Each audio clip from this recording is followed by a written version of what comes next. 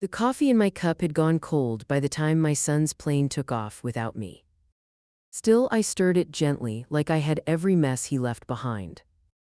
As the bitter steam rose, it smelled just like the airport's waiting room, forgotten, recycled, stale. While it curled around my face, I remembered, even love needs boarding passes, apparently. The same son who once clung to my hand had now booked me out of his life. That's when I knew I raised a man, but I won't fund a stranger. We're about to begin, but if you'd like, share where you're joining from. It reminds me this story doesn't echo into silence, it lands somewhere real. Drop it in the comments and don't forget to subscribe. I didn't expect anything unusual when I carried the week's mail to my kitchen table, just the usual HOA newsletter and a coupon pack I'd never use. But the first envelope was thick enough to make a sound when it hit the wood, then another, and another. By the time I sat down, the pile looked like a snowdrift made of bad decisions.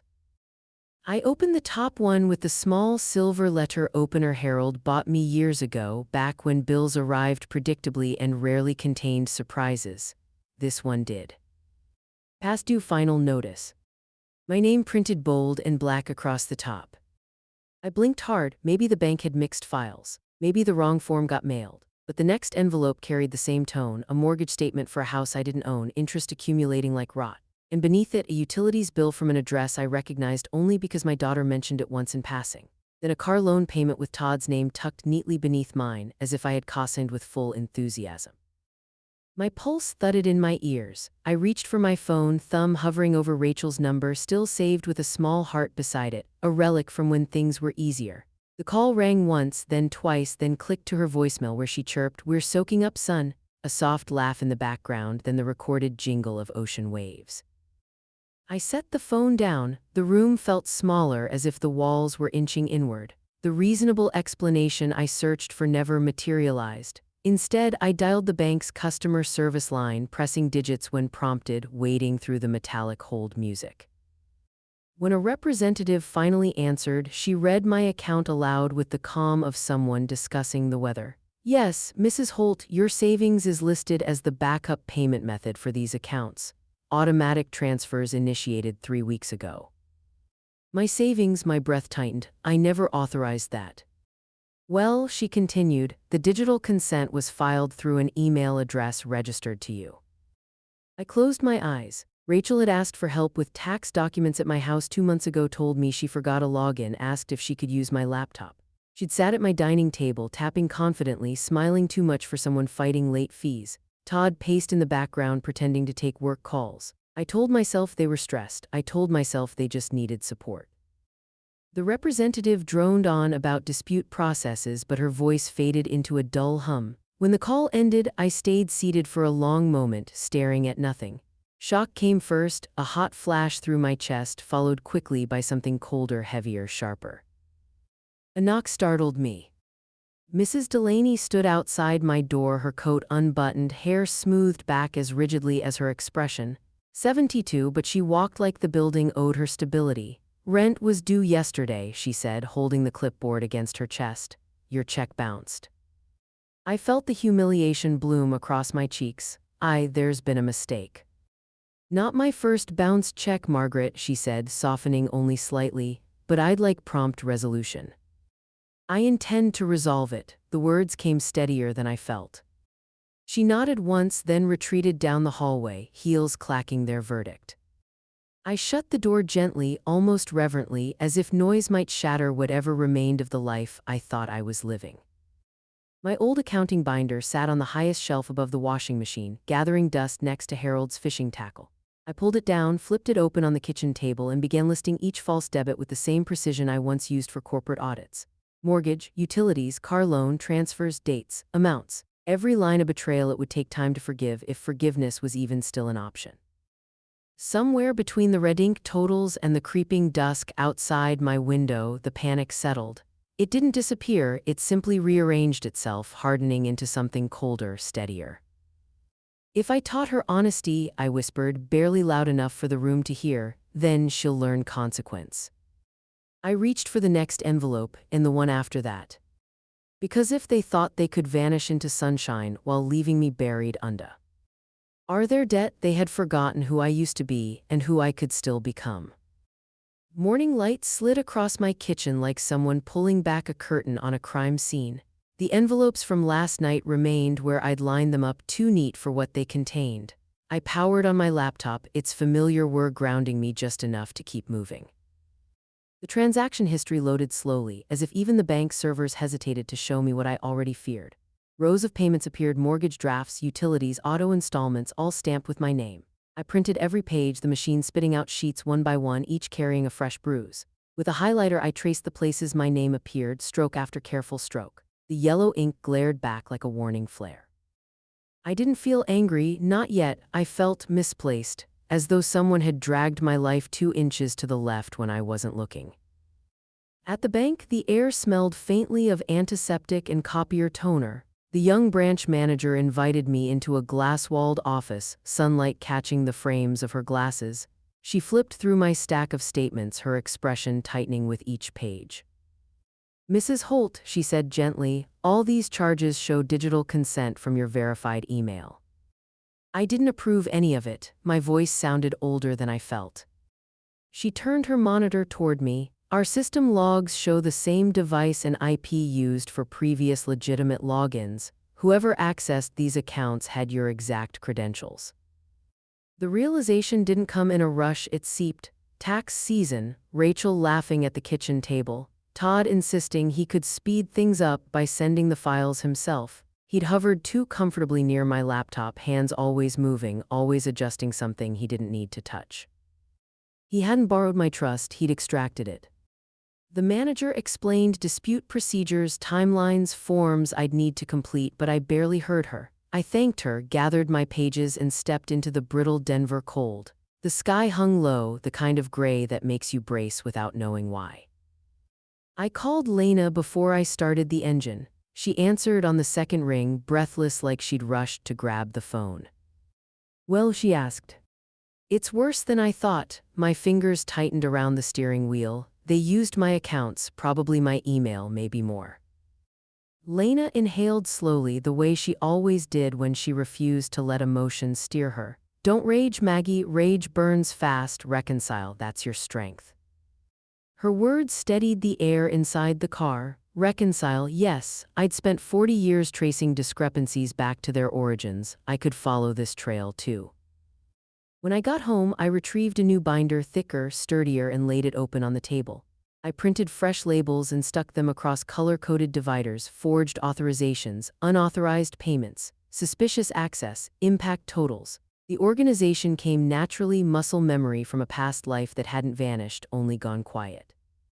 As I filled each section, something inside me shifted. Every page hurt, but each also sharpened my focus.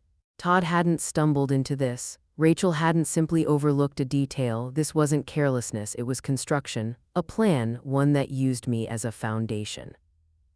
By the time I slipped the final sheet into its sleeve, dusk had crept into the room, turning the binder's plastic cover reflective.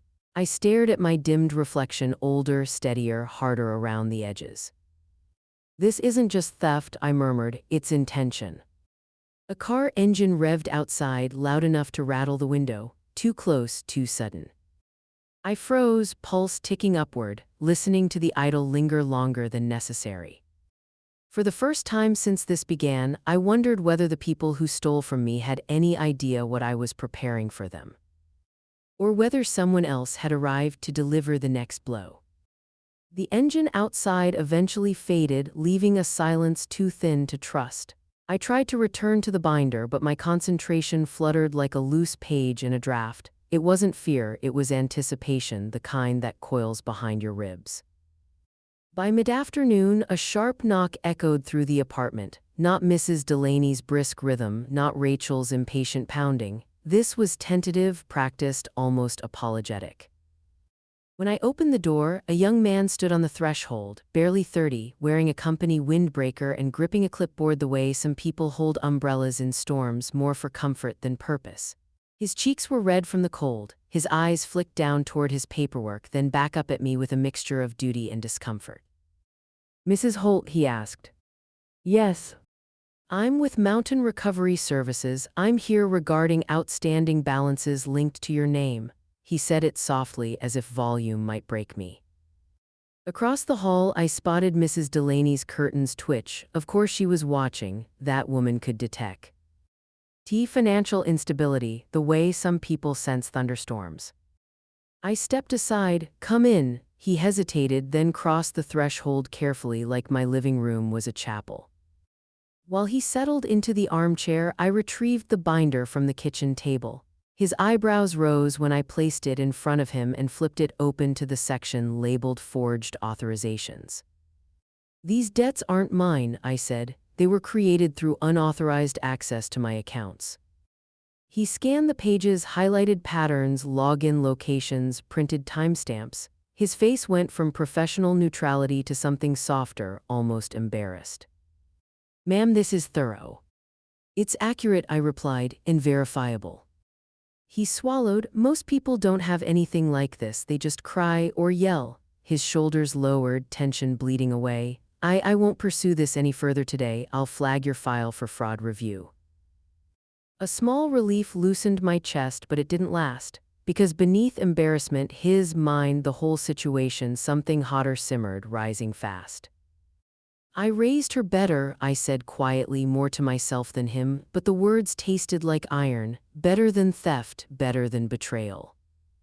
The young man looked at me with something like sympathy. If everyone presented evidence like this, my job would be a lot easier. He stood, tucking his clipboard under his arm. I'll note everything. Someone else might follow up, but you're clearly not the person responsible.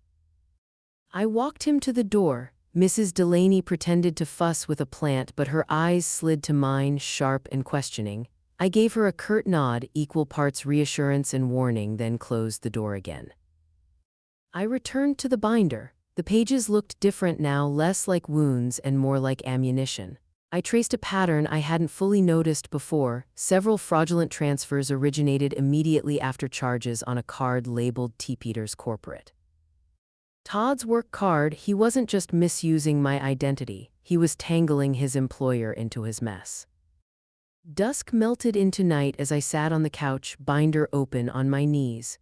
The lamplight cast a soft glow on Harold's photo above the mantel. I reached for it, brushing my thumb across the glass the way I used to trace his knuckles when he read the paper beside me. Harold, I whispered, I'm not letting them win.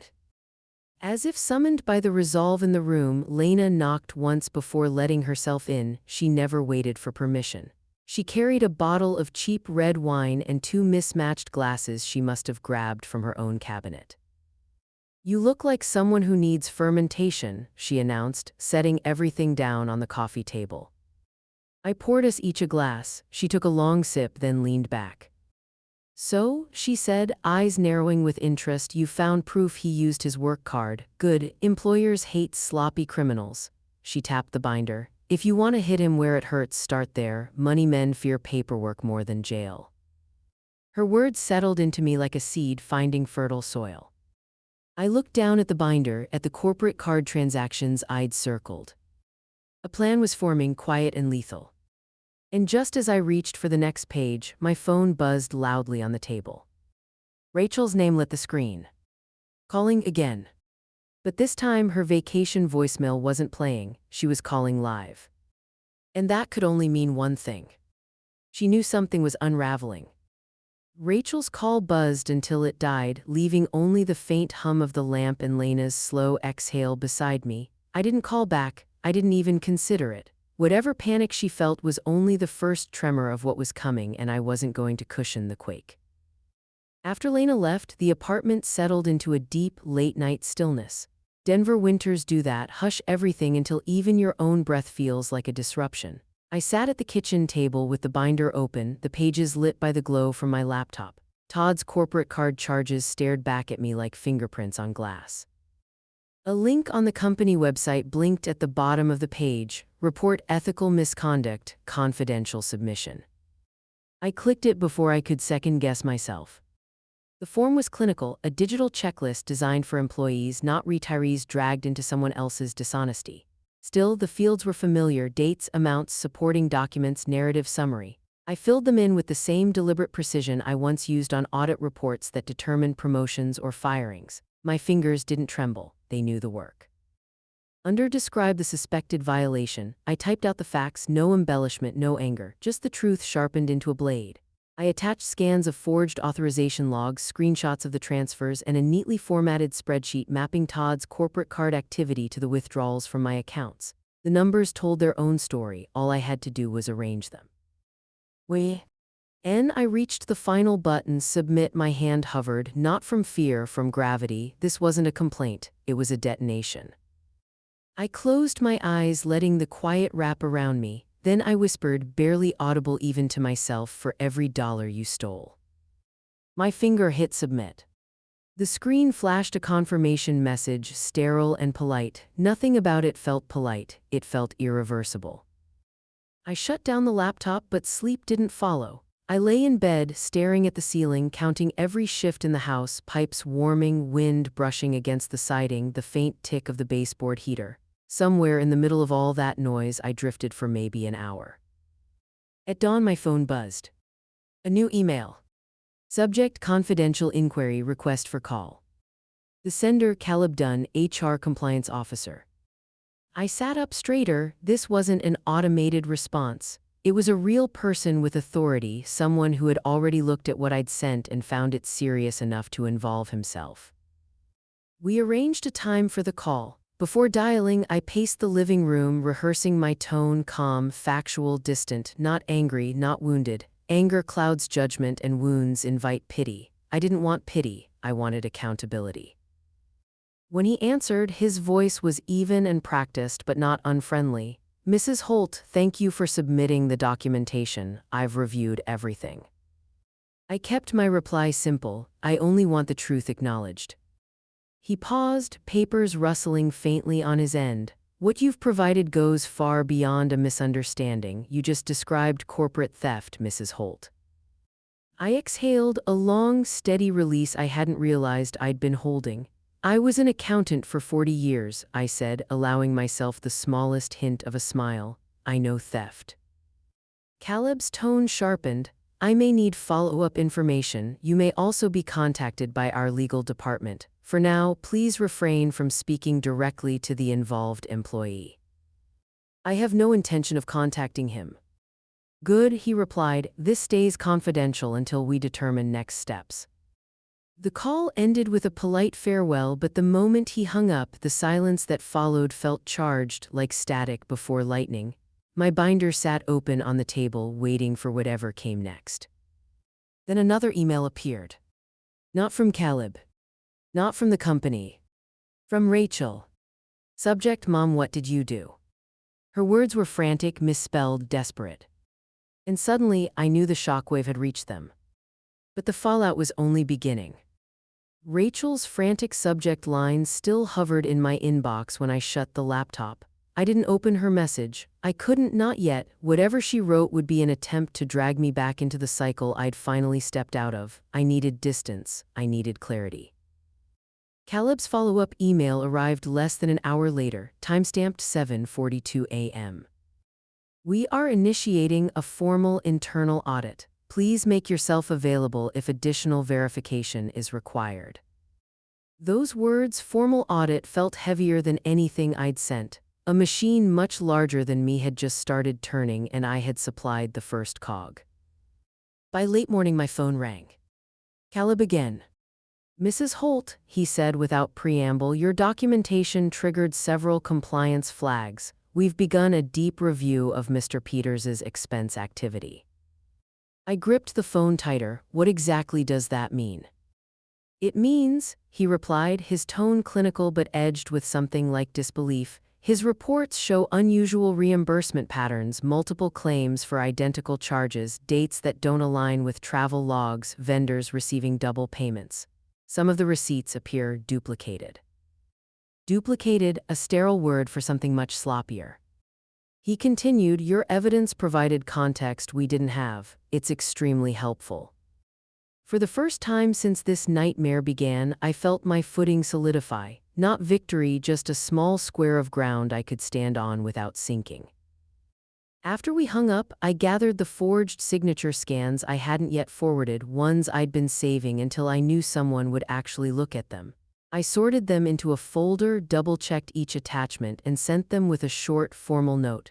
No emotion, no commentary, just facts. The response was immediate, not from Caleb but from his system. Files received, processing initiated. Processing, another cog turning. To distract myself, I checked social media, something I rarely did unless Rachel sent me photos. Her page loaded slowly, a collage of curated happiness. And then there it was, she'd posted an hour earlier. A selfie from a resort pool, sunglasses reflecting palm trees, drink in hand. Hard-earned rest. Hard-earned, my jaw tightened. She looked relaxed, content, utterly unaware that her husband's lies were beginning to fracture beneath her feet. I set my phone aside before the emotion could turn corrosive. Instead, I walked to the bedroom, retrieved my checkbook and the small notepad where I tracked my own budget and logged into my account again. My remaining savings balance blinked at me, smaller than it should have been, but still salvageable. Quietly, deliberately, I transferred every remaining dollar into a separate locked savings account, one Rachel didn't know existed. It felt like shutting a vault door, a boundary sealed. Not 10 minutes later, the phone rang again.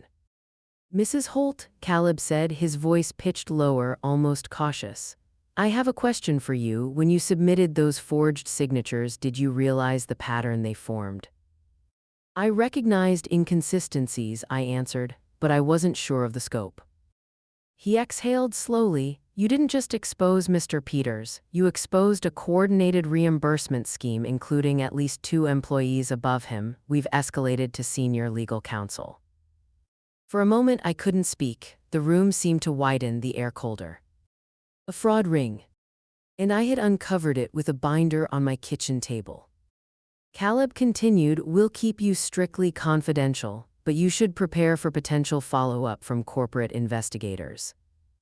I managed a quiet, steady reply, "I'm prepared." When the call ended, I sat back, letting the truth settle with its full weight. This wasn't simply about my stolen savings anymore. My small act of defense had cracked open something much larger, something Todd had never imagined I was capable of touching. The binder lay open on the table, pages fluttering in the draft from the heater. On top of it, my phone buzzed again. "Rachel." Calling this time, not emailing. Her name pulsed on the screen, insistent. And for the first time, I wondered if she finally understood what exactly her husband had dragged her into. Or if she was about to become the next person to blame me for the truth. Rachel's name blinked across my phone again, then disappeared. A moment later, the voicemail icon appeared, one, then another, then another. By the time I finished washing the mug I'd abandoned earlier, the counter showed 10 unheard messages. I didn't press play. Her desperation seeped through the screen anyway, half-typed texts, aborted calls, messages that began with my name but never finished the thought. And beneath all of it, I recognized the familiar shape of her panic, not remorse, not accountability. Fear, fear of losing comfort, fear of consequences she had never imagined would reach her. I opened the voicemail tab once, stared at the list of recordings, then let my thumb drift to the side. Black collar. A soft vibration of confirmation followed. The silence that blossomed afterward felt cleaner than any apology she could have offered. I set the phone down and inhaled the quiet like fresh air. The day passed slowly, each hour carrying the hum of something enormous unfolding far away but inching closer. Around noon, my email blinked with a new message from Caleb. He didn't bother with greetings this time. Update: the audit has expanded beyond initial scope. Evidence suggests misuse at multiple supervisory levels. Legal team proceeding. Will keep you informed. I read the lines twice. Executive misuse, supervisory levels. Words that hinted at rot deeper than Todd, deeper than the sloppy reimbursements he'd tried to pass off as business expenses. This wasn't a loose thread anymore. It was a seam unraveling across the entire company. I closed my eyes, letting the weight of it settle without crushing me. They had underestimated me not just as a retiree, not just as a mother they thought would stay quiet, but as a woman who once navigated complex ledgers the way some people navigate grief. A knock startled me from the thought. Lena let herself in again, carrying a small bag and two glasses clinking against each other. "You look like someone who could use a toast," she announced, holding up a squat bottle whose label had faded with age. I arched an eyebrow. "Whiskey before sundown." "It's on the righteous justice clock," she said, pouring a modest splash into each glass. "That runs on its own schedule." Her grin was irreverent, warm, familiar. I lifted my glass, the amber liquid glowing under the kitchen light. "To what?" I asked. "To justice," she declared, "the kind that ages well like whiskey and old friendships." We tapped rims gently, the sound small but satisfying. The drink warmed my throat as it went down, settling into something quiet and steady inside me. After she left, I turned back to my kitchen. It had become a command center these past few days, covered in papers and files and lists. But now, with the big steps taken and the investigation underway, I saw the mess for what it was: remnants of chaos. I rolled up my sleeves and began clearing the table. Each stack I sorted, each dish I washed, each paper I filed felt like reclaiming square inches of my life. The order returned slowly, rhythmically, like breathing after a long sprint. When the surfaces were finally empty, I pulled a fresh sheet of paper from the printer and opened a new spreadsheet template. The cursor blinked at the top of the page, waiting, patient. I typed a title: Closure. Not vengeance, not justice, closure. This ledger wasn't for courts or HR departments or investigators. It was for me, a final accounting of what had been taken, what I had fought for, and what I was choosing to release. I'd just started entering the first line item when my email notification chimed again. Not Caleb this time. Not Rachel. A message from an unfamiliar corporate address marked high importance. My hands paused above the keyboard. Whatever this was, it wasn't part of the audit. And I had a feeling it would change everything again. The unfamiliar corporate email sat in my inbox like a stone dropped into still water, small, silent, but guaranteed to ripple. I opened it cautiously. Attached: notice of delinquency and pending eviction. The sender was Caleb. It was someone in accounts governance, a department name that sounded both vague and dangerous. The message was brief: "This document was discovered during our audit. Please confirm whether you have knowledge of the individual named on the account." I downloaded the file. My breath caught. The eviction notice wasn't for me. It was for Rachel and Todd. My name appeared in fine print at the bottom, once again listed as the backup guarantor, a failsafe, a silent anchor dragging me under without warning. My hands didn't shake this time. Something steadier had taken over. I brought the paper to my scanner, pressed it flat beneath the lid, and watched the machine's light drag slowly across the page. The glow reflected off the glass like a thin blade. Once the PDF appeared, crisp and damning, I forwarded it directly to Caleb with a single line. "This document was sent to me in error. It reflects unauthorized use of my identity." His reply came within minutes, faster than any response so far. "Thank you, that clarifies the misuse." Short, controlled, but beneath that restraint, something pulsed: momentum, escalation. Whatever they'd uncovered after my last message, this notice had tied a knot they couldn't ignore. 30 minutes later, another update landed in my inbox. "We are expanding the investigation to include suspected tax-related discrepancies involving family-linked accounts. We'll contact you soon." Tax discrepancies. Family-linked accounts. They were circling the truth now, tightening in. Before I could process it, the front gate of my apartment complex clattered open. Heavy, urgent footsteps stormed across the walkway, the kind of footsteps that didn't arrive with permission. Then bang. My front door shuddered under a fist.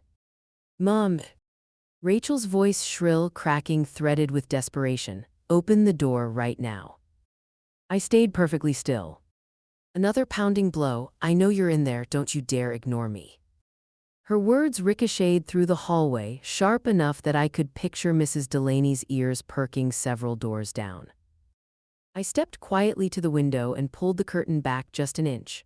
Rachel stood on the landing, hair wild, the sunburn from her vacation peeling along her shoulders. Her sunglasses hung crooked from her shirt. She looked less like a woman returning from a luxury poolside and more like someone cornered by consequences she didn't understand. "You ruined everything," she screamed. "Do you hear me? Everything." I slipped my phone from my pocket and tapped the recorder. Her voice filled the room, accusation layered with panic, with entitlement, with the refusal to accept even a sliver of responsibility. "You had no right, none of this would have happened if you just helped us like family is supposed to."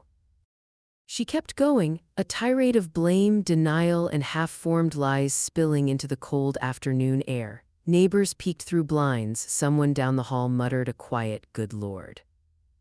When her anger finally sputtered into ragged breaths, she kicked at the bottom of the door, childish, futile, then stomped down the steps, still ranting into the wind.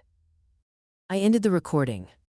For a long moment, I stood in the stillness she left behind, feeling not fear, not guilt, but confirmation. Proof of a pattern Caleb's team needed to hear, not softened by my interpretation, not colored by years of failed hope. Just truth captured cleanly. I composed a new email to Caleb. Subject line: behavioral pattern documentation. I attached the audio file and added nothing else. The message sent. Less than a minute later, my phone buzzed again, this time not with Rachel's name, not with a corporate address I recognized, but with a number from Washington, D.C. Federal area code. My fingers hovered above the screen. The circle was widening. And the next voice I heard might not be asking for information, but preparing me for what came next. I didn't answer the call from Washington. I let it ring until it fell silent, then set the phone face down on the table. Whatever the government wanted, wait until I had steadier footing under me. Peace, however thin, filled the apartment for the next hour until the pounding started again. This time it was Rachel's frantic fists. It was measured, firm, official. I opened the door to find two uniformed officers standing in the hall, their jackets beaded with rain. Behind them, Mrs. Delaney's peephole glinted like a watchful eye. "Mrs. Holt," the older officer asked, flipping open a small notepad. "Yes. We received a complaint this afternoon, allegation of identity theft. Your daughter filed it." For a split second, the hall seemed to tilt, whether from disbelief or the sheer exhaustion of betrayal, I wasn't sure. But the feeling passed quickly, replaced by something solid, clean, anchored. I stepped aside. "Come in." They followed me into the living room, dripping politely onto the entry mat. The younger officer scanned the apartment, the tidy kitchen, the closed curtains, the binder sitting squarely on the table as if waiting for this moment. "I'll be transparent," the older one said. "Your daughter sounded distressed, said you'd taken over her accounts, rerouted her funds, tried to sabotage her." Sabotage, the word was almost laughable. "I have documentation," I replied, offering the binder. "All of it is labeled."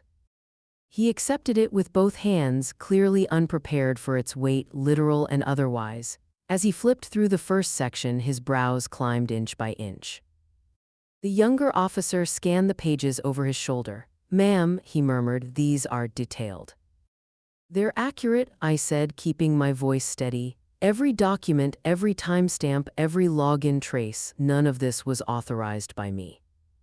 The older officer stopped at a page of forged signatures, Rachel's handwriting attempting to mimic mine, the loops too wide, the pressure too heavy. "They really forged all this?" he asked quietly. I didn't answer. I didn't need to. They exchanged a glance, one of those subtle professional communications people develop when they share years of complicated calls. The older officer closed the binder with a soft thud, exhaling through his nose. "Well," he said, "I think we have enough here to reconsider the credibility of the report." "Reconsider," the younger echoed, tucking the binder gently back onto the table. "We'll file a withdrawal and note substantiating evidence." He gave me a look I couldn't quite read, part sympathy, part respect, part disbelief at the audacity of the complaint they'd been sent to investigate. They took down my statement, thanked me for my time, and stepped back into the rain. As they walked down the hall, I heard one say softly to the other, "Some families, man." When the door clicked shut, the apartment exhaled with me. The storm outside thickened, streaking the window with long, silver trails. I settled into my recliner, letting the patter of rain fill the room. The sound was almost cleansing, like a quiet absolution. My phone buzzed. "Caleb." I answered, and he didn't bother with small talk. "Mrs. Holt, I've been briefed. We've escalated to legal counsel, and your confidentiality is protected at every level. The evidence you've provided has been significant." His tone had shifted, no longer cautious, no longer merely professional. There was gravity in it now, and gratitude.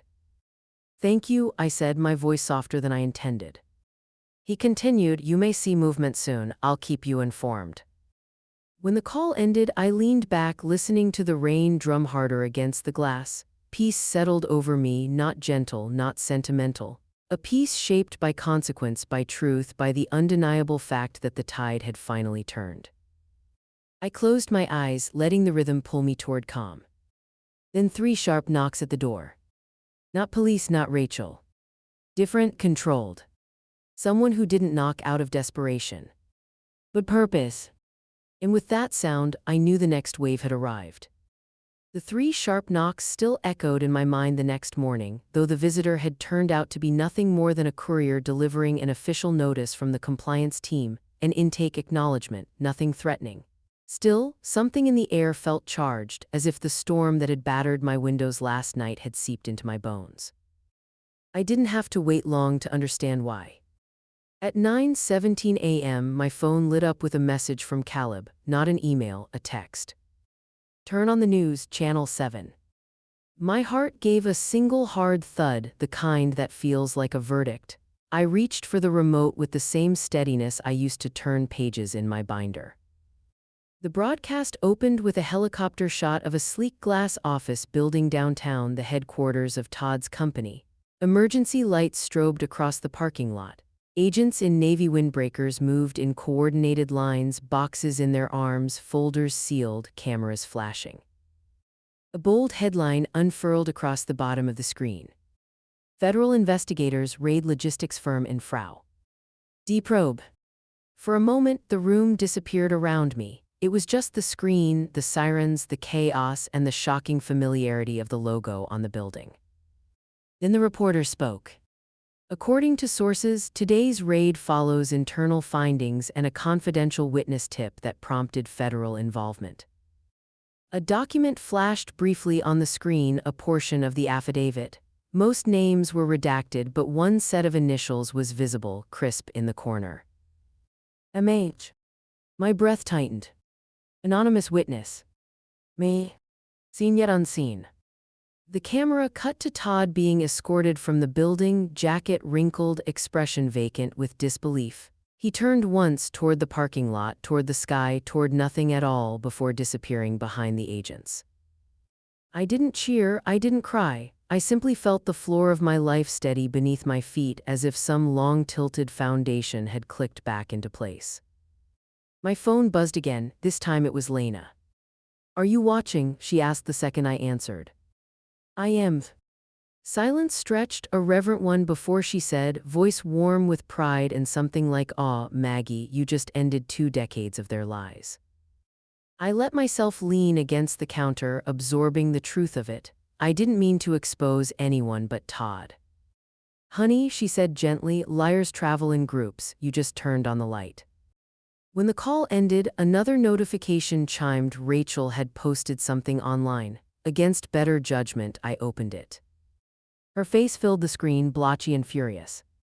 "Everyone's jealous of us, that's why they're attacking Todd, we're good people." A shaky video of her ranting by a hotel pool followed. Minutes later, another post appeared. "Taking a break from social media, too much hate." And then her entire page vanished. Deleted. Erased as if outrage could rewrite reality. I closed the app and sat at my small writing desk. A legal pad waited there, empty except for the date in the top corner. The The will I'd updated years ago sat in the drawer beneath it. I pulled it out. For years, Rachel had been listed as my sole heir, the natural choice, the only family I had left. But family wasn't just blood, it was behavior, it was presence, it was loyalty. Slowly, with deliberate hand, I crossed out her name. In its place I wrote, Executor Lena Briggs. The woman who stood beside me not because she had to, but because she chose to. Grief didn't rise in me, only certainty. I made a copy and slid it into the file with the rest of my documents. 10 minutes later, a soft knock tapped on my door. I opened it to find Mrs. Delaney, her hands tucked into the pockets of her cardigan. I saw the news, she said, eyes narrowing in that sharp, appraising way of hers. Seems you've been busy. I've been resolving things. Well, she sniffed, I hate mess and you've cleaned house. Then she handed me a folded slip of paper. I lowered next month's rent, consider it a justice discount. Before I could respond, she turned on her heel and marched away, leaving me holding the smallest but most unexpected gift of the day. I stepped back inside, heart finally steady. Then my phone buzzed once more. A number I didn't recognize. The caller ID said Department of Justice, Field Office.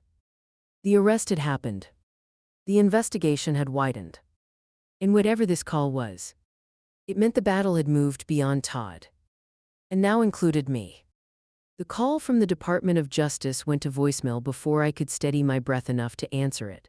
I didn't play the message right away. Instead, I sat quietly in my recliner, palms pressed flat against the armrests, letting the room settle around me. Everything felt suspended, like the house was holding its breath with me.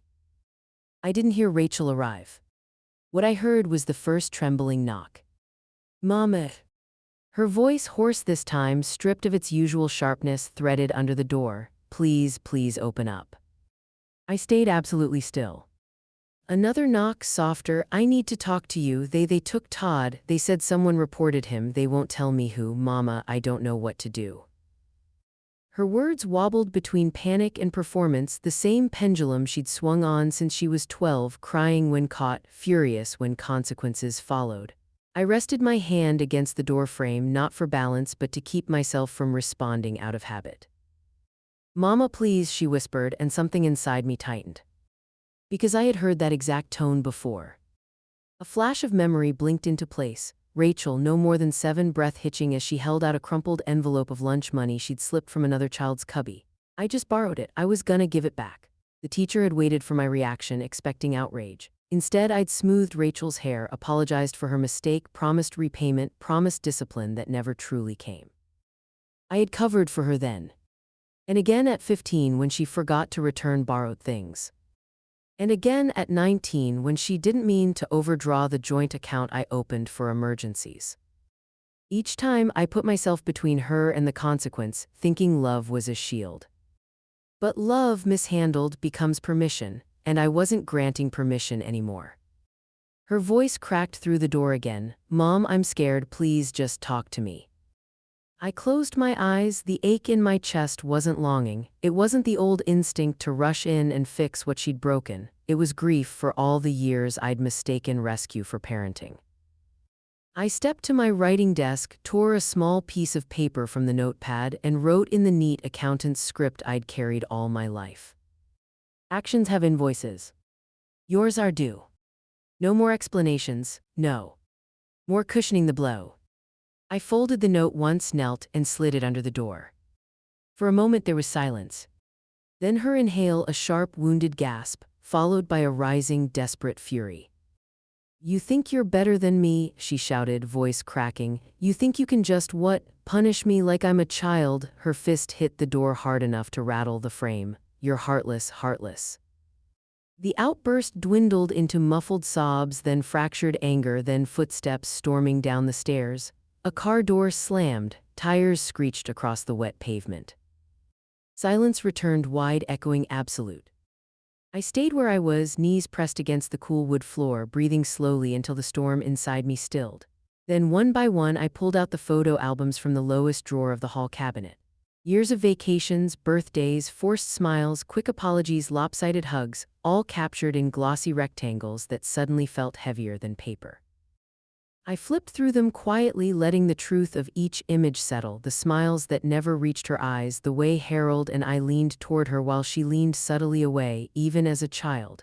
I traced the outline of Harold's face once, gentle, tired, faithful, then closed the album. One by one, I fed the photos into the shredder. Not in anger. In release. The machine hummed steadily, turning decades of guilt, hope, and habit into fragments too small to resurrect.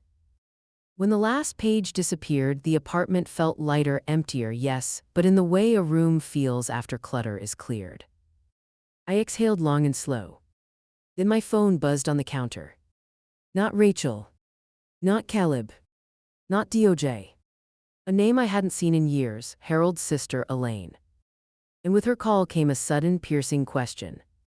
Had Rachel reached out to her to rewrite the story I'd finally laid bare?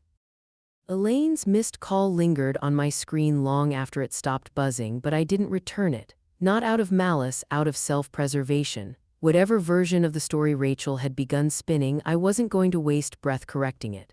The truth now lived in places she couldn't touch. 2 days later, Caleb called with a request. Mrs. Holt, legal would like to take your full deposition. We can do it here at the office. I'll make sure you're comfortable. His voice was steady, but underneath it I sensed something new, respect, maybe even a quiet awe. I agreed. The next morning, I dressed the way Harold used to tell me I looked most like myself. Charcoal sweater, pearl earrings, hair pinned neatly at the nape. When I arrived at the downtown building, the receptionist guided me into a glass conference room where 2 lawyers waited, one corporate, one federal. Both rose when I walked in. Caleb stood near the window, binder already open before him. My binder. He'd placed sticky notes along the edges, color-coded in a way that made me smile despite the tension in the room. Whenever you're ready, he said. I sat, folded my hands on the table, and let 40 years of accounting discipline settle into my spine. Then I began. I walked them through each debit, each forged signature, each timeline discrepancy. I spoke slowly, not dragging my words but offering them with the precision they deserved. Every number had weight, every date carried intention. This scheme wasn't clumsy, it was constructed, layered, repeated. The attorneys exchanged looks as they turned the pages. The younger one, Federal, tapped a pen against his notebook and murmured, "Her documentation is cleaner than half the discovery we get."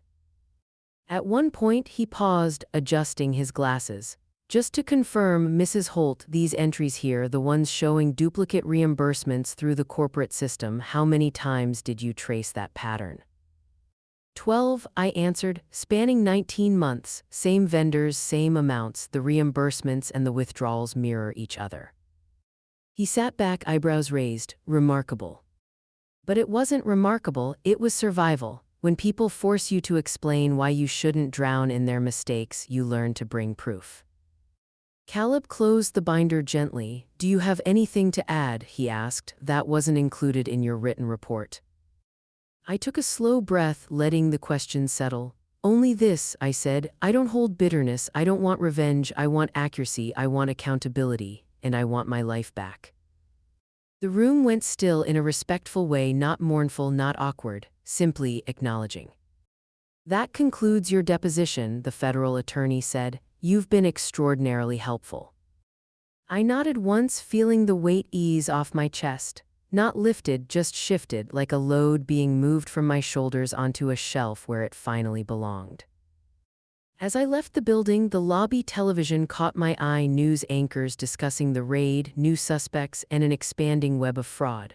The words scrolling across the bottom made me pause. Anonymous relative provided key. Evidence in uncovering scheme. Anonymous relative. I let the anonymity wrap around me like a coat, warm, protective, true enough. When I reached my car, my phone chimed. Lena. Well, she asked, did you dish righteous truth in alphabetical order? I laughed genuinely for the first time in weeks, something like that. She snorted, you know what I think, that's you in accounting heaven, paperwork, justice, and men in suits forced to listen. Her absurdity cracked something open inside me, a lightness I hadn't felt since Harold was alive. Thank you, Lena. Treat yourself, she said, pie, coffee, something sweet to end a bitter chapter. So I drove to a diner on Colfax, the kind with cracked vinyl booths and coffee strong enough to wake the dead. I ordered a slice of cherry pie and sat alone in the corner, fork in hand, letting the chatter of strangers drift around me. Solitude didn't feel lonely, it felt earned. Halfway through the pie, my phone vibrated again. Another news alert. Breaking: additional arrests expected in expanding fraud case. But beneath that headline was a smaller line just emerging. Investigators seeking contact with key witness for. The rest of the sentence loaded slowly. Whatever waited on the other side of that headline. I could feel its weight threading toward me. Not danger, but another reckoning. And this time I was ready to meet it standing. The headline from the diner still echoed in my mind the next morning, its unfinished sentence stretching into every quiet space of my apartment. Investigators seeking contact with key witness. It should have rattled me, but instead it steadied something. I'd spent months reacting to their choices, now the world was reacting to mine. When the mail slot clattered, I didn't rush to it. I finished rinsing my teacup, drying it, setting it in the cabinet where everything had its place again. Only then did I walk to the hallway and bend to pick up the lone envelope waiting on the rug. Rachel's handwriting, rounded, dramatic, the same loops she used to forge my name. The sight of it tugged something inside me, not sharp enough to be pain, but familiar enough to be recognized. I carried the envelope to the kitchen table and sat down. The apartment around me was still, quiet enough to hear the slow ticking of the wall clock. I slit the edge cleanly, the way Harold had taught me, with bills, invitations, condolences. The letter inside was short, 11 lines, every one of them begging for the version of me she used to have, soft, cushioning, willing to contort myself into whatever shape protected her from consequence. I didn't know, you blindsided me, you owe me a chance to explain. And the final blow: please fix this. Fix this. Not I'm sorry. Not I understand. Not I see what we did. Just the old expectation that I'd clean up the catastrophe she helped create. I read it once, carefully, slowly, then folded it neatly, slid it back into the envelope, and pressed the glue flap down with my thumb. From the drawer beside me, I took a black pen, fine-tipped, the one I used for ledgers and signatures. In the steady handwriting I'd cultivated over decades, I wrote, "Return to sender." The words looked crisp, final, like a judgment rendered long before ink ever touched paper. I set the envelope beside my keys, ready to drop it in the outgoing mail on my walk later. There was no heaviness in me, no tremor of doubt, just clarity. Lena called mid-morning, her voice came bright, brisk. "You sound lighter," she said after a few minutes. "I am," I admitted. "She's addicted to rescue, and I'm finally sober." Lena didn't interrupt, she let the sentence sit there, letting its truth bloom between us. "I'm proud of you," she finally murmured. "Boundaries look good on you." We hung up and I tied my scarf, stepping into the brisk Denver air. Instead of retreating into myself, I walked to the community center where a small finance class for seniors met every Thursday. I'd volunteered months earlier, before all this began, but hadn't returned since the chaos erupted. Today felt like the right day to reclaim something. The students, mostly retirees navigating online banking for the first time, welcomed me with warm smiles and steaming styrofoam cups of weak coffee. Teaching them how to spot phishing emails, how to freeze credit, how to read account statements. It reminded me of the part of my life I'd almost forgot, the part where numbers empowered people, didn't imprison them. During a break, the program coordinator pulled me aside. "I hope you don't mind, but someone from the corporate offices reached out to us," she said. "Your testimony led to a restitution fund, multi-million-dollar pool for the employees who were shorted by that scheme." She beamed. "I thought you'd want to know." A warmth unfurled in my chest, not pride exactly, something quieter, something earned. "Justice pays interest," I murmured. And for the first time the phrase didn't feel vengeful, it felt balanced. When I returned home late afternoon, the hallway smelled faintly of dinner rolls and detergent. I slipped the letter, Rachel's letter, into the mail slot for outgoing envelopes. As it disappeared into the darkness, I felt no regret, only release. Inside, my phone buzzed. A new email. From Caleb. Subject: immediate update, strictly confidential. I opened it slowly. The first line read, Mrs. Holt, we have reached a turning point in the investigation. And just like that, the quiet evening sharpened. The story moving again, pulling me with it toward whatever reckoning waited next. Caleb's email had ended with a sentence that hovered over me the rest of the night. A turning point. I didn't know what shape that point would take, but by morning the answer had arrived in the form of 3 local news outlets requesting comment from the anonymous whistleblower associated with the Peters investigation. They didn't know it was me. Not yet. But someone inside the company had leaked enough to make them look. I sat at my kitchen table, same spot where the first overdue bill had cracked open my quiet life and reread their requests. My instinct for decades had been to shrink from attention, to keep my head down, to hold the truth quietly. But quiet hadn't saved me. Quiet had simply given others room to take. So I opened a blank document, letting the cursor blink like a steady heartbeat.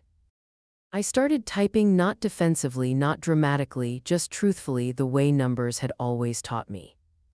Integrity is the only inheritance worth leaving. The sentence arrived so cleanly it startled me. I kept writing, a brief note about financial ethics, about accountability, about how silence protects thieves far better than loyalty does. I didn't name Todd, I didn't name Rachel, I didn't even name myself. I simply signed it. MH Concerned Citizen.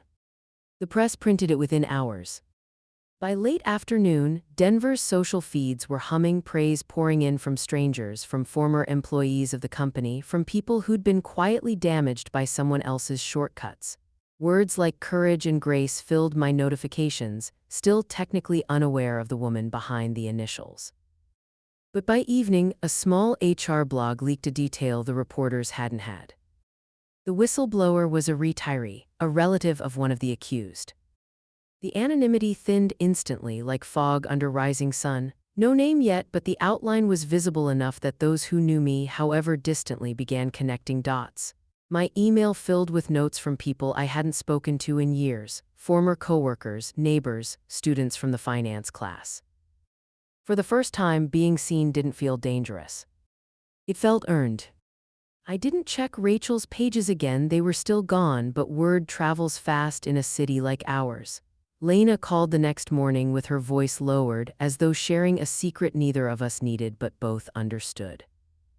She's working at a diner off I-25, Lena said. Someone who used to work with her saw her bussing tables, head down, no jewelry, no performance.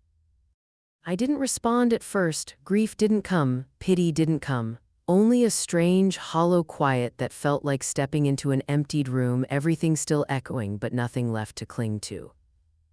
That afternoon, I pulled out a plain envelope. Inside it, I placed the first overdue notice Todd and Rachel had left for me, the bill that had set every domino in motion. I didn't include a letter, not really, just a small note written in my precise accountant's hand. Paid in full by me. Lesson included. It wasn't revenge. It wasn't forgiveness either. It was acknowledgement, a closing entry in a ledger too long unbalanced. I sealed the envelope and walked it to the mailbox myself. The sun hung low behind winter clouds, gold bleeding across the pavement. As I let the letter slip from my fingers, I felt something loosen, something I hadn't realized was still attached.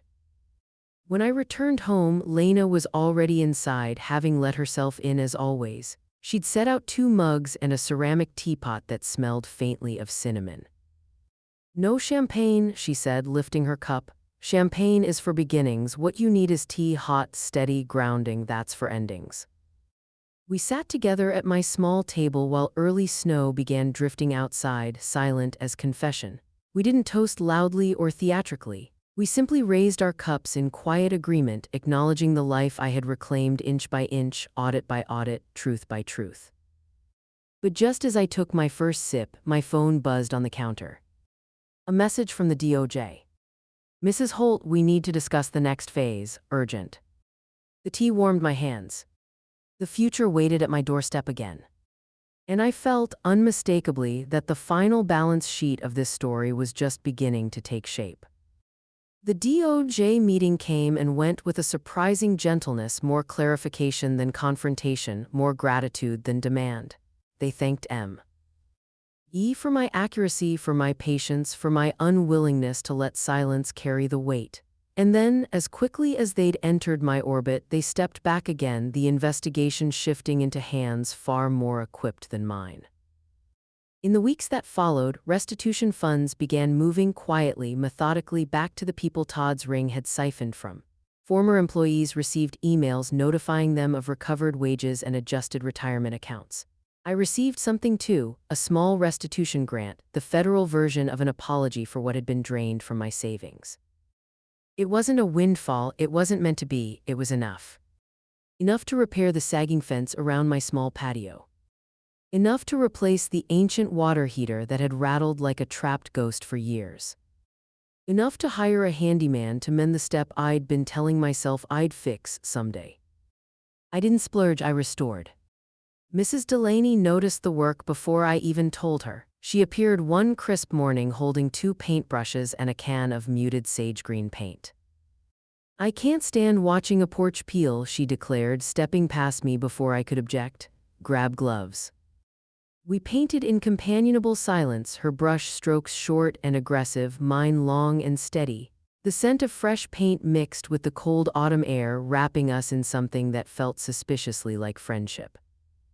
At one point she paused, resting her brush on the can's rim. "You did right, you know," she said, eyes fixed on the railing. "Some people mistake quiet for weak, but you," she tapped the wood lightly, "you're built from sturdier stuff." I didn't respond, but the words warmed me more than the Colorado sun ever could. Inside, the house smelled different now, cleaner, settled, as though it had been holding its breath through the chaos and finally let it out. I found myself reaching for my old leather journal, the one I'd abandoned when life got too tangled to fit onto paper. Its pages weighted, yellowed at the edges, still lined and ready. At the top of a blank page, I wrote a title. How I Balanced the Books of My Life. The pen felt clumsy at first, but the words came, not just about Rachel or Todd or the fraud, but about the years before when I'd learned how to tally truth and how to forgive myself for the miscalculations that shaped motherhood. The next afternoon, Lena arrived with a long, slim box tied with twine. "For your next confession," she said. Inside lay a fountain pen, black lacquer, gold nib, heavier than any pen I'd ever owned, elegant without arrogance, weighted like truth. "It's too nice," I said instinctively. "It's exactly right," she countered. "You've earned something beautiful to write with." I ran my thumb along the cool barrel, thinking how strange it was that a lifetime of balancing accounts had ended with a pen gifted in celebration. 2 days later, a small envelope arrived from Caleb. No email, no formal letterhead, just a handwritten card signed by the entire compliance team. "Thank you for your clarity, your courage, and your quiet precision." Every signature felt like a closing stamp on a chapter I'd spent years surviving. That evening, I sat on my freshly painted porch as dusk folded itself across the sky. The air was cool, the kind that scents itself with distant fireplaces and the faintest promise of snow. I breathed in deeply, an unhurried breath, one that didn't hit a wall of dread or old wounds. For the first time in years, the inhale didn't tremble. The exhale didn't ache. And then, just as the porch light flickered on, my phone buzzed beside me. A new message. From an unknown number. Just 3 words. "She's coming home." The peace around me thinned. Not shattered, but stirred. The message, "She's coming home," echoed in my mind through the night. Not as a threat, not as a plea, more like the final ripple of a disturbance that had, at long last, begun to settle. I didn't reply. There was nothing left to say and nothing left that she could take from me. The next morning, the envelope arrived. Plain, unmarked, hand-delivered, judging by the lack of a stamp. I recognized the hesitant slant of Rachel's handwriting before I even bent to pick it up. For a moment, I simply held it, its weight surprisingly light for something that carried so many years of imbalance. I sat by the fireplace, the early winter chill seeping through the windows, and traced the flap with my thumb. I didn't need to open it. Whatever apology or accusation lived inside would only reopen wounds I'd already stitched closed. Some letters are meant to be read, others are meant to be released. I fed it gently into the fireplace. The paper curled almost instantly, edges glowing orange before folding inward like a sigh. Ash lifted in soft spirals, dissolving into the air, rising higher than the letter ever could. As it vanished, something in me loosened, old guilt, old habits, old fantasies of repair. Debts released. Daughters released. I watched He last ember wink out, leaving only warmth in its place. Later, at my writing desk, I opened my journal, its new fountain pen gleaming on the table. The pages felt softer than they had weeks before, more willing to receive what I needed to say. I turned to the final section I'd titled Balance Sheet, Personal, and wrote. I didn't lose family. I lost liabilities. The words didn't wound me, they clarified me. Snow began dusting the windows just as a knock tapped softly on my door, Lena's knock, gentle and familiar. She let herself in, carrying a thermos and 2 chipped mugs. It's snowing, she said with a grin, which means tea is mandatory. We sat together by the fireplace where the last flecks of ash still clung to the grate. The room glowed with the gold-pink light of late afternoon, snowflakes drifting like quiet punctuation marks outside. Lena poured the tea, thick, fragrant, steady, and handed me a mug. You look lighter, she said. I feel lighter. She nodded, satisfied. Good, peace looks good on you. We sipped in silence, comfortable silence, earned silence. From the small TV on the mantel, a muted news segment played, an anchor's voice barely audible under the simmer of the kettle. I glanced up long enough to see the headlines scrolling across the bottom of the screen. Whistleblower retiree saves company millions. No initials this time, no anonymity, no hiding. But I wasn't afraid of being seen anymore. My life, my numbers, my truth, they'd finally aligned.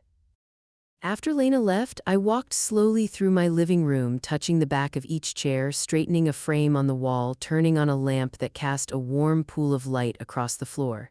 Every object was paid for, every bill current, every corner finally mine. The peace wasn't dramatic, it wasn't triumphant. It was quiet, like a well-balanced ledger closing with no discrepancies left to chase. I sat in my recliner, pulled the blanket across my lap, and let the soft hum of the house settle around me. And then, in a whisper meant only for myself and perhaps for Harold, wherever he rested, I spoke the truth of this long chapter, the line that had shaped itself slowly, steadily, like numbers finding their sum. They went on vacation and left me with their bills, so I forwarded them to their employer and finally closed the account called family. The last balance reconciled.